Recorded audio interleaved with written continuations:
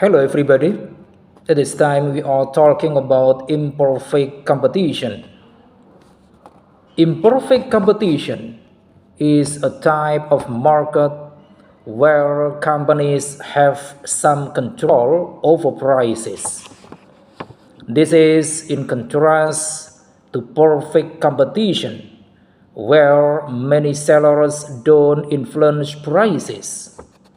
Common examples include monopolies and oligopolies. Imperfect competition is more common in the real world than perfect competition. And then, how does an imperfectly competitive market work? There are the features that explain how an imperfectly competitive market works. The first about free entry and exit. Businesses are free to enter and exit an imperfectly competitive market.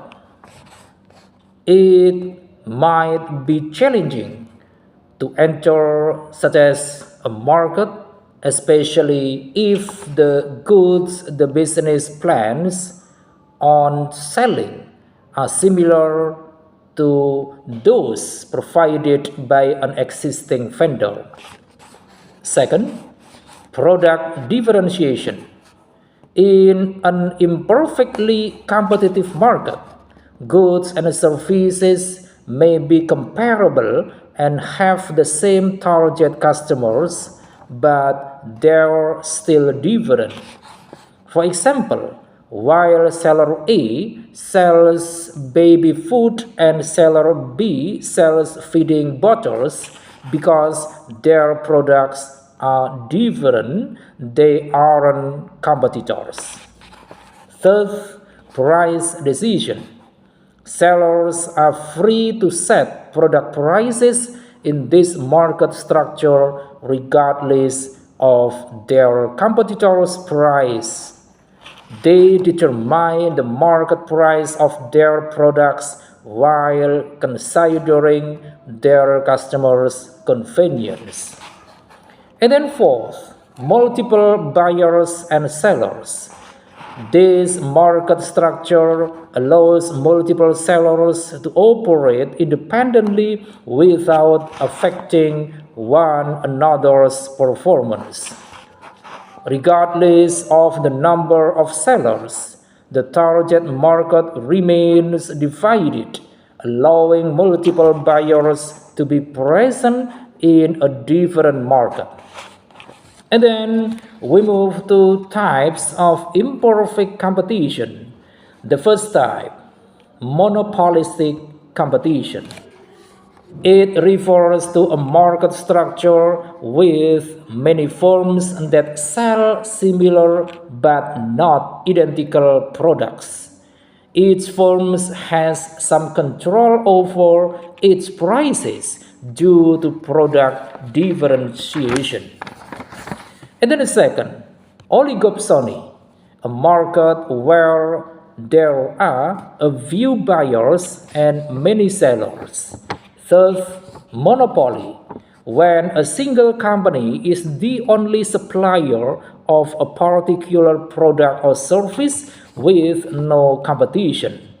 In a monopoly, the company often produces less than what would be produced in a competitive market, that further leads to assigning higher production costs and charging higher prices for its products.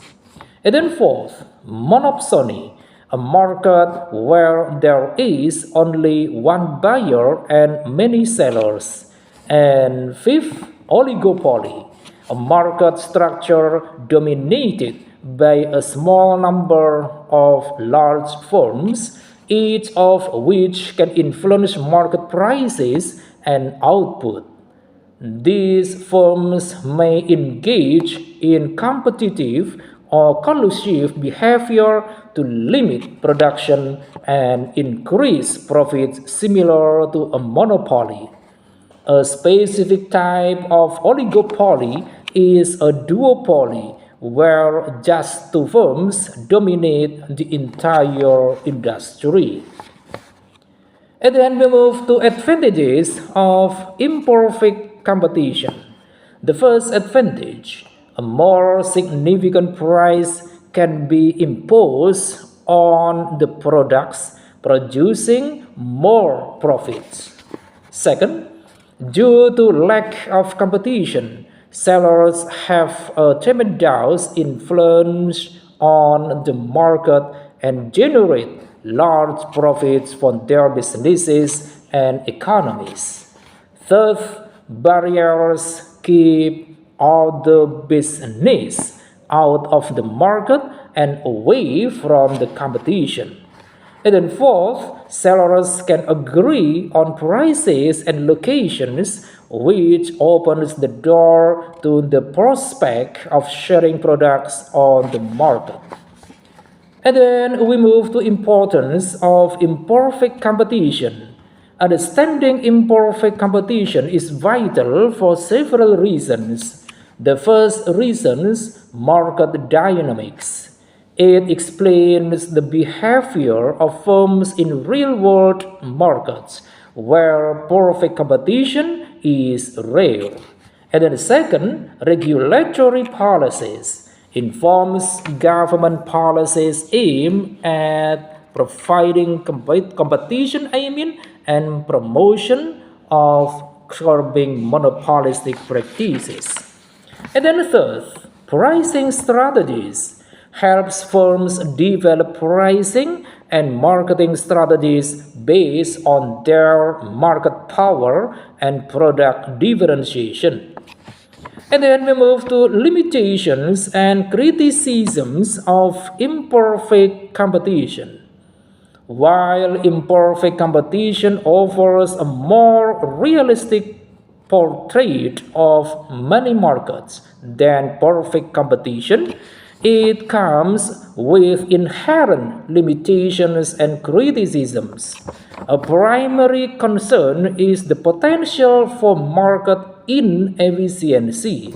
In such markets, firms often produce less output and charge higher prices than they would under perfect competition, leading to a deadweight loss of economic welfare.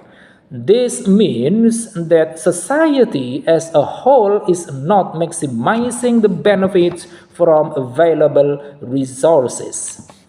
Another criticism centers on the potential for reduced innovation and lower quality products. When a few firms dominate a market, they may face less pressures to innovate or improve quality as consumers have limited alternatives. This can stifle dynamic efficiency. Moreover, the presence of significant market power can lead to wealth transfers from consumers to producers in the form of higher profits. Some analysis suggest that rising market power can contribute to broader macroeconomic issues, including a decrease in the labor share of income and a slowdown in aggregate output growth. Critics also point out that firms with substantial market power may exert undue influence on regulations and policies, potentially at the expense of public interest, while regulation through antitrust laws aims to mitigate these drawbacks. The effectiveness and scope of such interventions remain a subject of ongoing economic debate. And then we move to the difference between perfect and imperfect competition. Perfect and imperfectly competitive markets are very different to one another in terms of the different market conditions that need to be satisfied. The main difference is that in a perfectly competitive marketplace, the competitive conditions are much less intense than any other form of imperfect competitions. Furthermore, a perfectly competitive market structure is healthier as buyers have enough options to select from and aren't and therefore pressured to purchase one on few products, and sellers are able to enter and exit as they please, which is opposite to most market conditions within an imperfectly competitive marketplace. I think it is enough. Thanks for watching.